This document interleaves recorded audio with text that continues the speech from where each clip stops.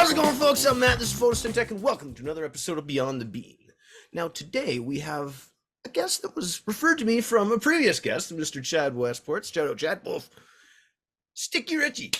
Glad to see you, brother. You're coming recommended from a great source here. Happy to have you here today. We're going to talk about breeding and talk about growing and maybe a little bit of homesteading and a few other things. So, welcome to the show, sir. Oh man, great to be here. Pleasure to meet you. Chad's an amazing guy. I'm really honored that he recommended me to come here. So I'm pleasure to be here and excited to chat. Absolutely. And well, let's just dive right in. Well, the very first question I tend to ask most people: how did you get into growing?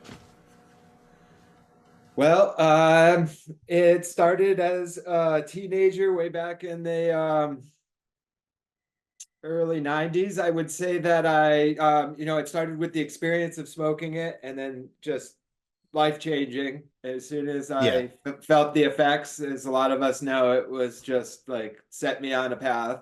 And then being a person who was kind of living out in the middle of nowhere, not really a scene per se, it was kind of just country living. So at the same time, I was sort of being mentored by a homesteader, a father of an ex-girlfriend of mine at the time. And he was really getting me into gardening, growing. I was into trying like garlic and soybeans and these things like that. So growing the seeds just fell right into that naturally for me.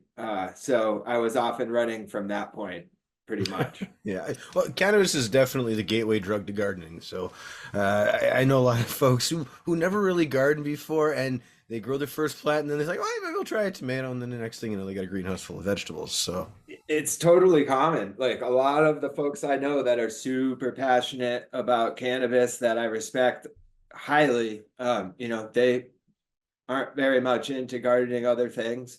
They're just passionate about one plant. I felt like being somebody who kind of came at gardening at the same time as it is a little more rare, actually.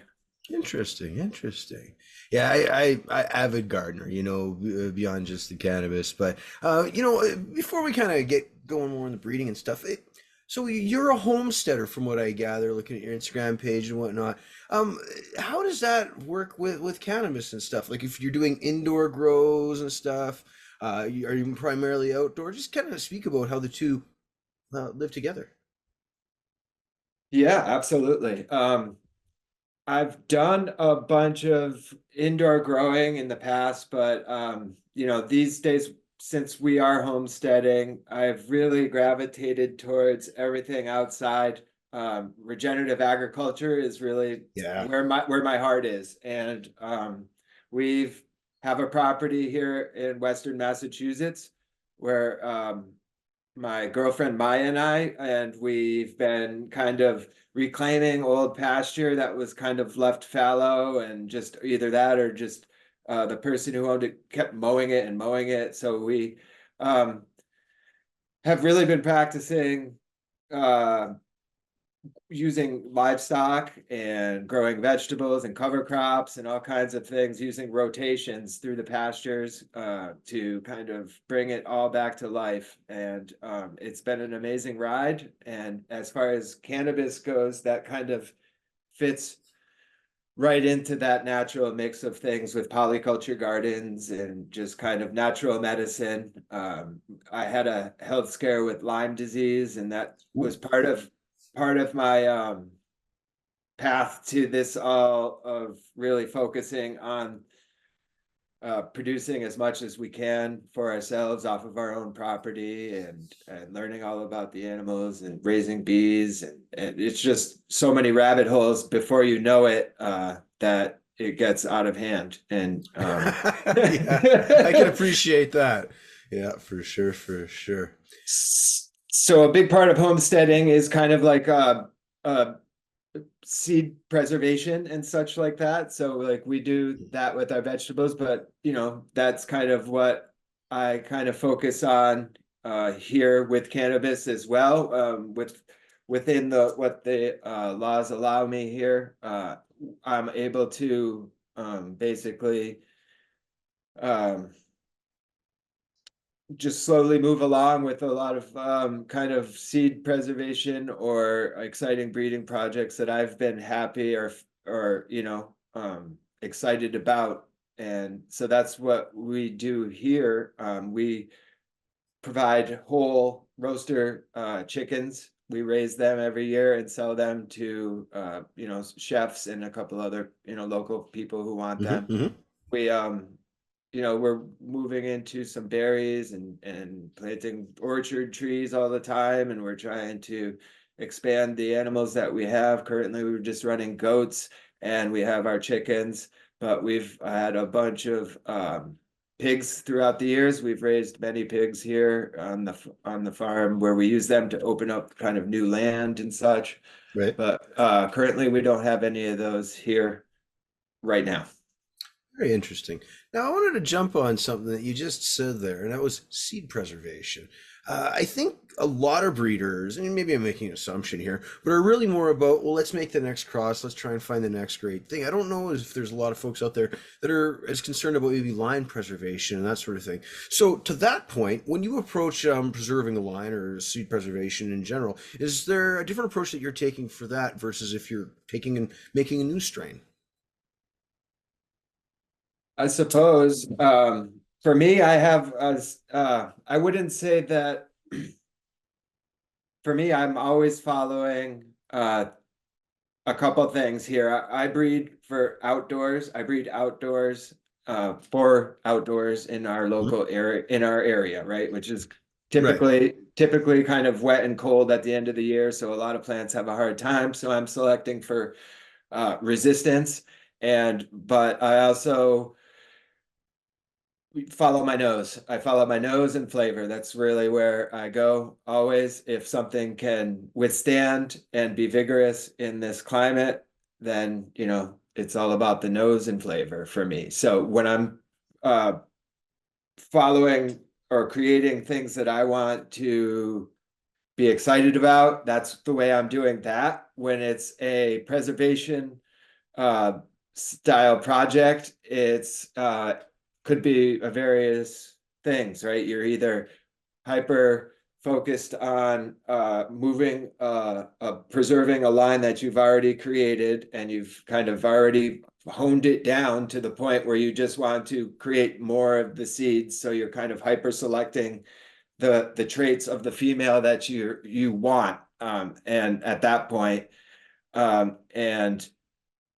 or you could do more like a open pollination project to make a bunch of seeds to preserve kind of the breeding pool within that seed line. Right. Spread out the genetics. Yeah. So you could kind of dive into that. So it really depends on what your goal is with each genetic project, right? So if you're working with this land race stuff that you get, you probably want to either start refining it in a direction or have a plan, really, and then you'll know kind of the best route to take. So is that kind of standard for how you do things? Is you get that pack of beans? It's like I'm going to do this or I'm going to do this, and you kind of formulate that plan from the start. For me, I always have a plan at the beginning of the season for things that I either need to refresh the seeds because they're getting old. I need to continue a project that I'm really passionate about, but then I'll have a pool of new stuff that I don't necessarily have a plan with yet, but I see what comes out of it. I see what I love, what the new flavors are. I have a lot of I'm starting to meet a lot of friends in this community, and they're starting to really share awesome genetics with me, and we are, starting to do different things, and I get more and more excited about all of them. Very cool. Tell me about anybody want to give shout out to any up and comers that we should be putting on the radar. Hmm. I'm not sure if I would call him an up and comer, but maybe somebody that people have been sleeping on or have not heard of. The real Uncle Doobie on Instagram has been doing some really amazing work with the sour diesels and sour, just really in that sour and chem, classic East Coast fuel, gas, sour type stuff. He's been a man. He's been collecting these things for many years and has quite a library of awesome stuff and has a meticulous breeding style. I suggest people track him down for that kind of work. He's really been knocking me out lately. I have some of his stuff going, and Nice. we've been kind of trading genetics back and forth. He just grew out one of my crosses the lime lunicorn, which was a King Louis the 13th times purple unicorn cross that I made times candied limes, which is another cross I made, but it came out really nice. He did an awesome job with that as well. That's hilarious. I chuckle because I just had a bunch of King Louis crosses show up at my door today from my boy Proper. So that's Nice. something I'm excited to work. Very fun. So King Louis the 13th is one of my favorite of the OGs. I one of my favorite projects that I've done was I collected up a bunch of, the famous OGs at the time that I could, and I had, like the Tahoe, the SFV, yep.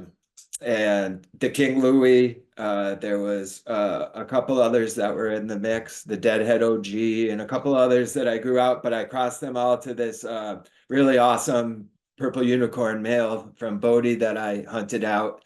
And of all those crosses, the King Louis purple unicorn one was awesome. And the cut itself is just great. We just got it back here in the group, and I was just able to start sharing it with the homies again. So I'm pretty excited that it's back. That's awesome. That's awesome. That's seems like we got a few things in common. Talking about the boys, I mean, what's your selection process for males, and do you like to run them to the end, or are you grabbing pollen and go?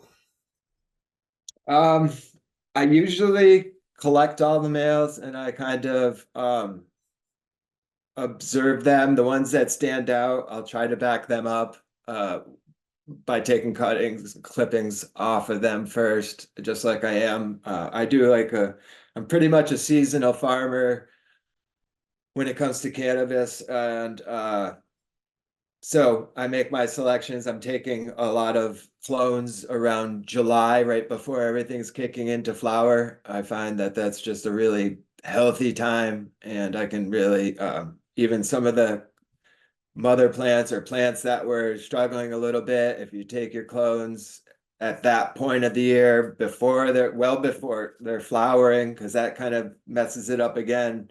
So there's just a sweet spot there. So I like to take them there. So I'll do the same thing with the males around July, and then I'm going to observe what the males are doing. If I have a specific goal in mind, I probably already have maybe the male selected and is on deck to be used for the pollination. But if I'm just starting to observe all of them every season, I'll kind of get them all together, and I have a special little hoop house area that I built. I mean, hoop house is kind of a exaggeration. It's just a homemade kind of tent Little cold frame that kind of thing. cold frame type of situation that's just big enough to observe a bunch of males in without like worrying about my property. Oh, that's a Uh, good idea. and it's segregated, and I can just kind of watch things, and the ones that stand out I can separate from, and I just start to just watch from there. But I'm basically looking for resistance to the PM and to other septoria and stuff like that. When we have wet years around here, it can just wipe everything out for a lot of folks. And so when I see males that aren't showing any signs of that, and I'm seeing vigorous structure, that's usually the two most important things that I'm looking for in the males. And then I'll just kind of see what comes from them. Sometimes I'll try uh, two or three different ones and keep a track of them and see what the difference is between those. And it's just rabbit hole after rabbit hole, and then you get lost. Oh, I bet.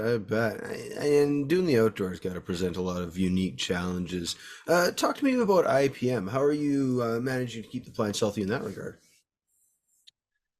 Um, I am usually using a lot of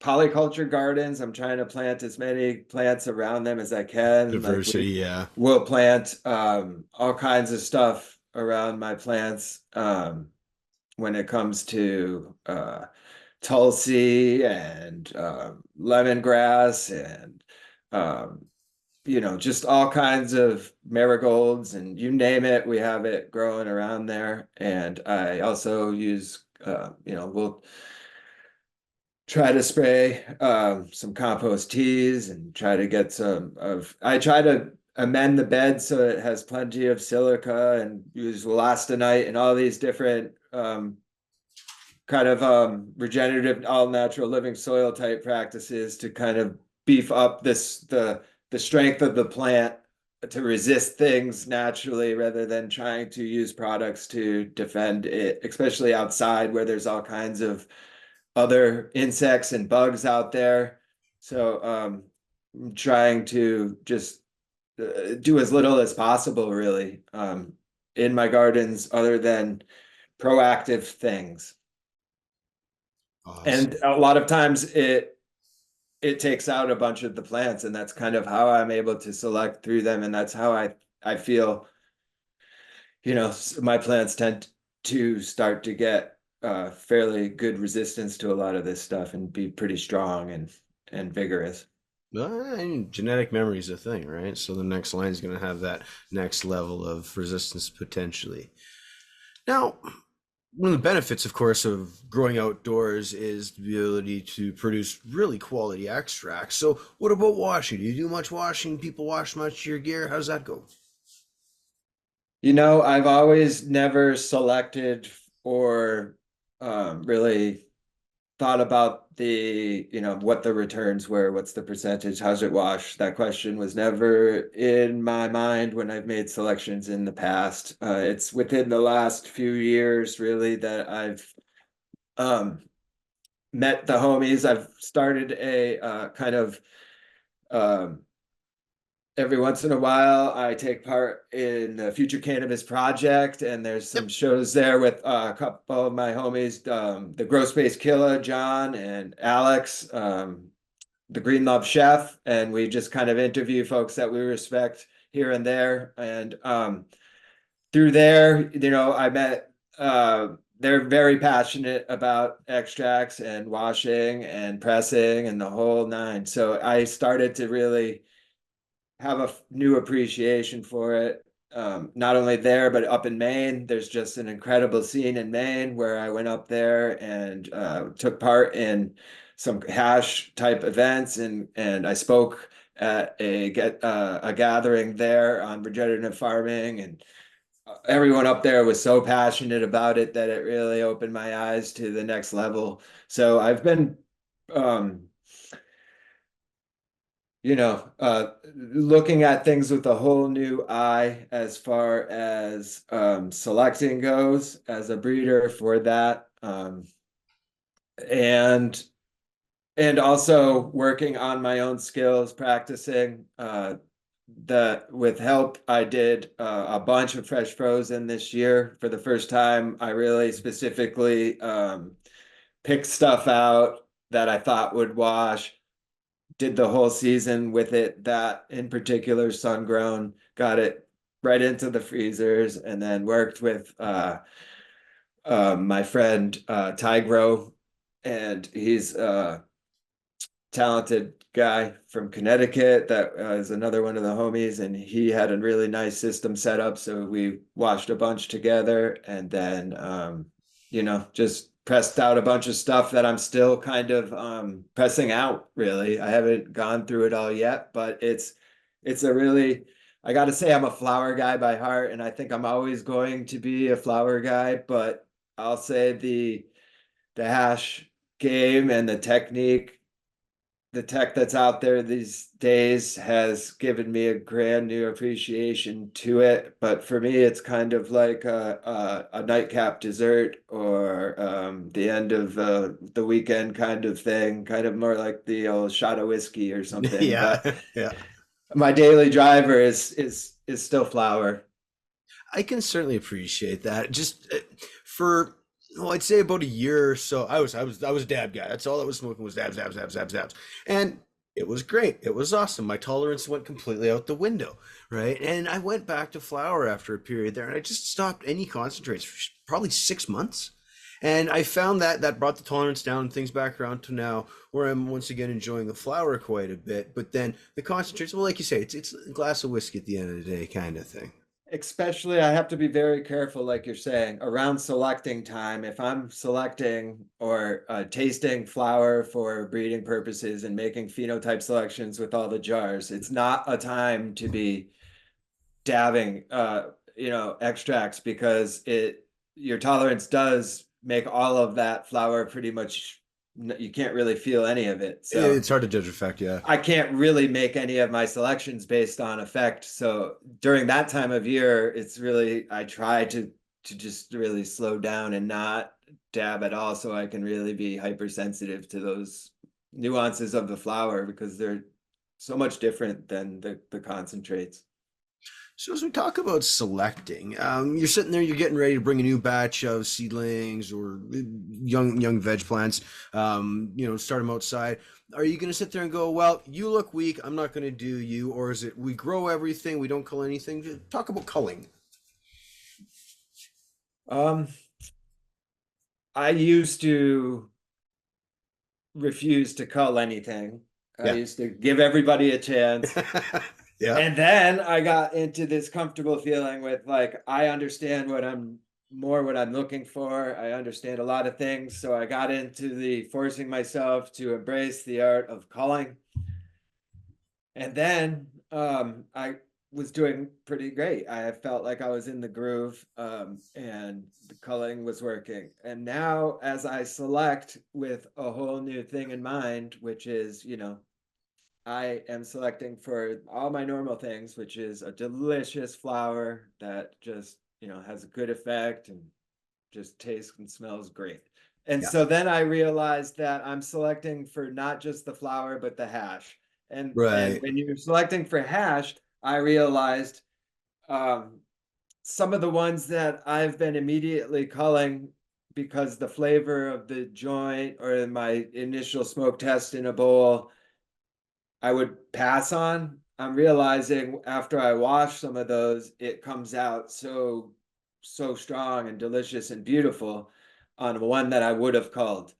So all of a Yeah. sudden, I'm in this new position again of like, oh no, I can't cull anything until I test it for 6 years. And like, so Well, it's that's the rub, right? Like, at what point do you consider it tested? Like, you got to smoke it, you got to press it, you got to wash it, you make edibles. Like, how far do you need to go? I mean, if you love it, you're gonna go down every one of those, that's Yeah, for I think sure. so. Because Yeah, that's really what it's prove it all out. about is when you love.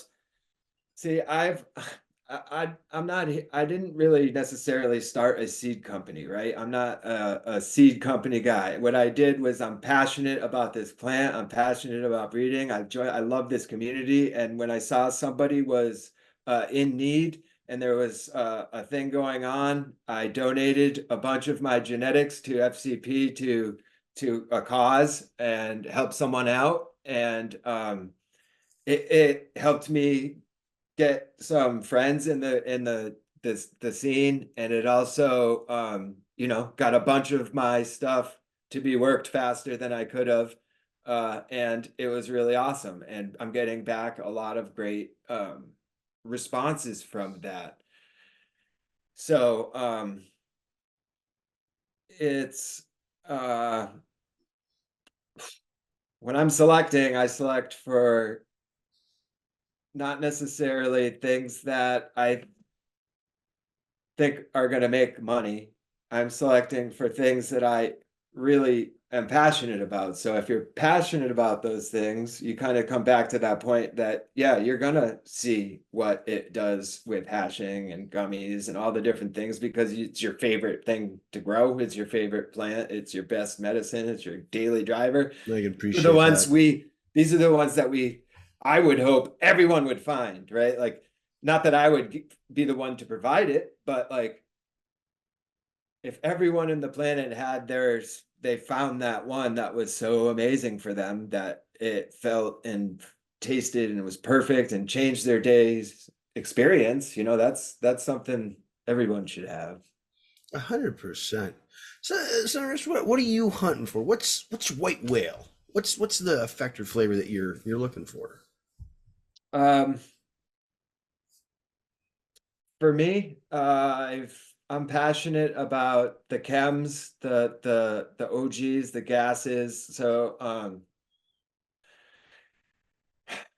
I I kind of go down that alley. Lately, I've been obsessed with the purple unicorn crosses that I've done, and I'm kind of re-diving into a bunch of that with some uh, more purple unicorn from Bodie. It's kind of a Bodie strain that I'm obsessed with, and it's a combination of blackberry and chemdog, and then Ooh. chemdog is my white whale, really, the one that got away.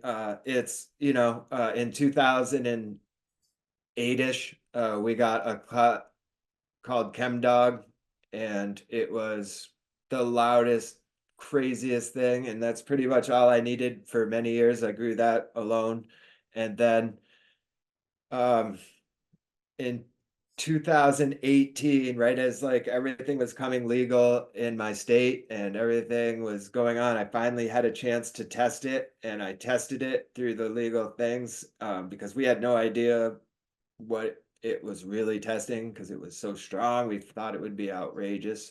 But anyways, that's not the story. The story is eventually I lost that cut after that, and I thought it was the Chem D, but after now tasting on a lifelong quest of tracking down the cut that we had back then, it's not the Chem D, and I'm pretty sure it was the Chem 91. So, anyways, I'm really obsessed with the Chem lineage, the flavors, figuring out that whole world. And but I've done lots of cool little wormhole kind of projects that I get excited about for a moment. I'm not the guy who's kind of sticks with one thing for life. I respect that so much.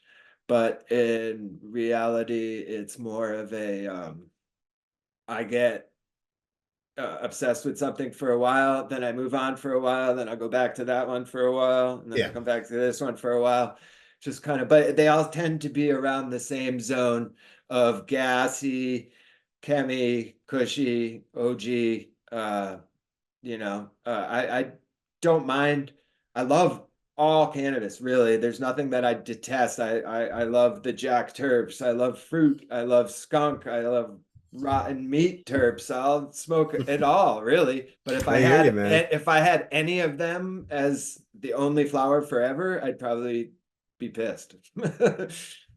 I This just is love true. diversity. Absolutely. Variety is the spice of life, and I hate smoking the same thing over and over and over. I got, I don't know, about 15 that I run through at any given time. So then we talk about projects and whatnot. Give me an example of, a time something you did really surprised you, just kind of, wow, this is not what I was expecting at all. But at the same time, something where it really fell off the rails and didn't really hit what you were trying to do. The good and the bad. Yeah, there was a forbidden jelly cross that didn't have didn't really have expectations, and put it outside, and then the selection that I made from just kind of a vigor, one quick kind of half-ass inside grow. I said, okay, this one's kind of unique compared to the rest of them. It's got some great vigor. I think it's gonna do well outside by its flowering time. So I threw it outside, but um, had no expectations, and it turned into the most beautiful plant that had zero blemishes. It was so unique. This like incense, it was fruity, but not fruit sweet. It was like this incense. It was amazing. Everybody that tried it was obsessed with it. And that came out like amazing. Or it didn't have many seeds, but it came out outrageous. And that I'd say came out, yeah, just kind of floored me. And one that failed would be possibly the same thing because I didn't back it up. Past that point, I just kind of said, I put it out thinking like, yeah, it's kind of cool. I'm just gonna let it fly. And I did, and it became the best thing ever, and I didn't back it up, and it just really Oh. so I guess it's maybe both answers in one there. Yeah, I think so. Just magnificence, but I didn't get a cut. Well, what's a fair price for a pack of 10 beans? I'm a believer that they're just like everything else. I think there's a place for all price points, right? I believe that some guy wants to sell some seeds for 100 seeds for $1, he should go for it. And I think that it goes all the way up to seeds that have a greater value for whatever reason, because the breeder is maybe well known and has done some lifelong legacy work, or maybe this is heirloom varietals that are preserved verifiably, or maybe these things have, I think that there should be a pack of seeds that somebody pays an outrageous amount of money for just because they can, right? I don't see a problem in that. Do I see problems in the industry of people preying on other folks? Yes. And Oh, yeah. I would suggest, just doing research on the people you are spending money on, and if you truly vibe with them and they maybe respond to you, or even not even that, just how you connect with it, would look into those genetics a little bit. Are they things that sound up your alley or whatever? Just do they sound even possible? Once you start to realize some of these things that they're selling, they're not even really possible. Hey, So very fair point, too. I mean, a lot of people can promise the moon and fail to deliver that.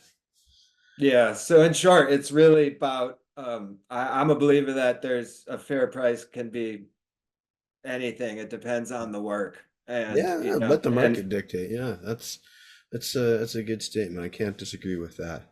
Now, what about fems? What about regs? Prefer either or? What do you make?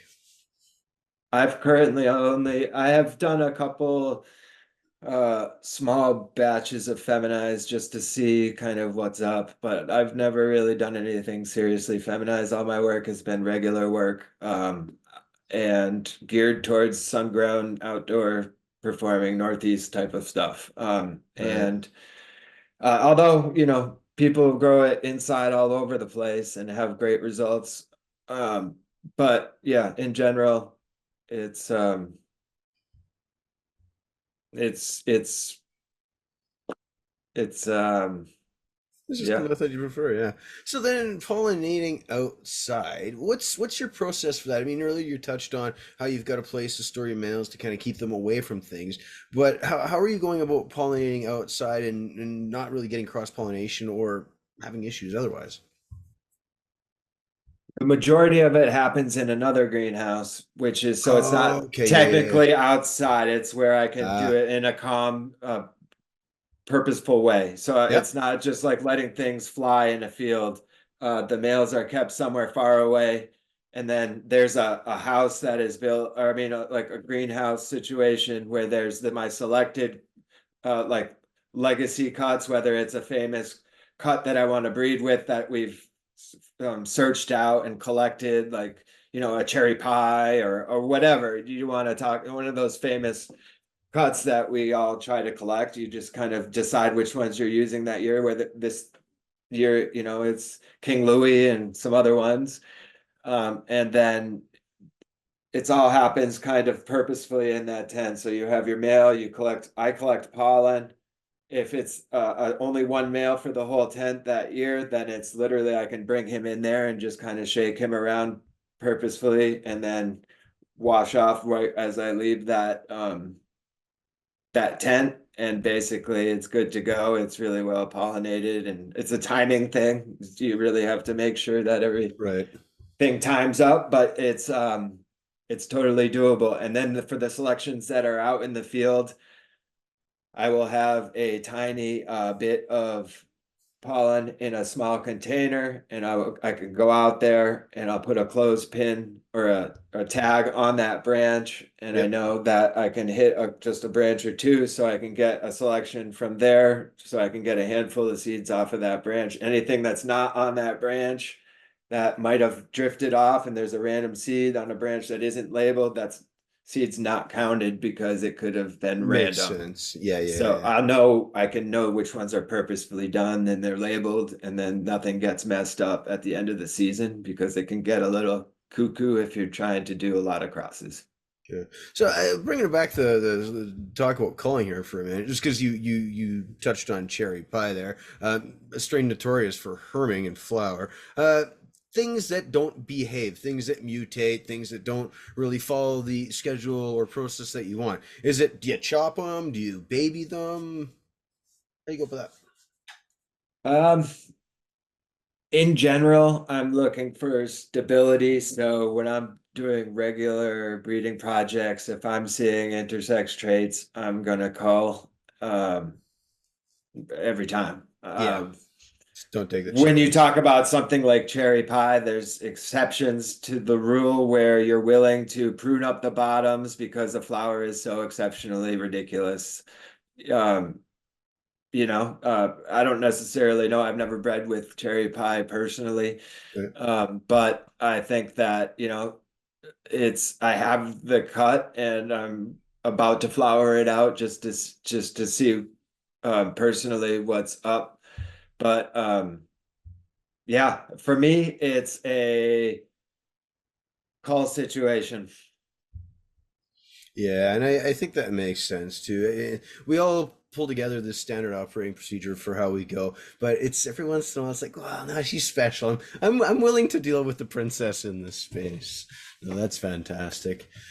So Richard, fantastic conversation today, man. I absolutely love chatting with you here. We got a couple more as we're just kind of wrapping up. I think really, what point do you like to bring a line to? Are you doing like F1s and saying, here you go, folks, experiment with some of this stuff? Or you like to break two and F3, F4, get some stability? I mean, you kind of touched on that a little bit. Um, I certain things I like to run for multiple filial generations, and then I like to use them to cross to other things and make kind of, I guess, you F1s out of that, I guess, but that's not truly what we're talking about. But those are the kind of Right. things that I would I know I'll be using things that I've know are proven performers and that I've kind of worked to a certain line, and then I'll cross it to other things that are winning in my garden, right? And then I try to grow those and see how that works. And when if they go good, that's usually what I will release. Sometimes I will just increase generation after generation. I've been working the Pinkleberry Kush from Green Source Gardens originally. I had it for a while now, and I just keep kind of forwarding it at another generation, and that's like at F9 now. And but I have other things that are F4, F5, that F6 that I'm kind of just still in the midst of, not really done per se, just kind of following them, making new selections. Sometimes you make it and it doesn't work right, and Yeah, it step doesn't go back the and way you then. want to go, and you got to kind of tap back into the one before it and try to go the same way but a slight different path, and hopefully you get closer to what you want. But there's nothing quick about it really at Yeah. this scale. So it's, one thing is working at scale has really, I started that this year, and that has really opened new doors to being able to select a lot more numbers. Yeah, and that's the thing. Hunt, hunt, hunt, select, select, select, find the best. Now, if folks are looking to find you, of course, we've got your Instagram down below. YouTube will punish me greatly if I do anything other than that. So go check out Rich there and check out all the stuff that he's doing. Some really, really neat stuff, especially on the farm there, man. Some fascinating stuff. Dig the bees. Now, last question here, Rich. Before we let you get back to the farm there, somebody comes up to you and says, "I'm looking to start breeding." What advice would you give them to get started? Um, I would say, mm, s- um, have you grown yet first? I Yeah, would ask them yeah. that question. And then I would say, do you have a favorite? Do you know what you like yet? If you do, and yes, then follow that path, right? And then they say, I love this. And then you say, okay, well, I suggest you work around that, right? Because that's something you like. And then start there. If you grow something out that you like, you get to learn that plant, at least grow it out a couple of times. This is all what I consider part of breeding, right? So the beginning part is to find something you like, grow it out a few times so you understand that plant and you understand how it grows, what it looks like, what its characteristics are, how it flowers, and you learn that whole process. And then maybe, grow the males out or get a different strain that you think you like and grow a male out of that, and then observe those males and then begin the process that way. But always start with something that you have a concept of so you can helps you make a selection moving forward. If you just start with nothing to go by, it's hard to make any purposeful selections. So I suggest breeding when you get to the point where you know and understand the traits of any plant. That is fantastic advice, and I really hope folks take that to heart because it's such a challenging plant, or can be such a challenging plant to grow. And until you really understand the nuances of each strain, smashing them together, it's gonna be tough to get what you want. Yeah, and we get a lot of the same effects and the same terpene profiles, which is a lot of what's happening out there these days. So Yeah, yeah. and cookies and cookies and cookies. Yeah, right on. Rich, thanks for stopping by today, man. It's been a fantastic chat. Shout out to Chad for the introduction. And hey, we'll have to do it again. And otherwise, appreciate you, brother. Thanks for having me. This has been an absolute pleasure. All right. Thank you very much for your time, Rich, and we'll talk again soon. Otherwise, we out.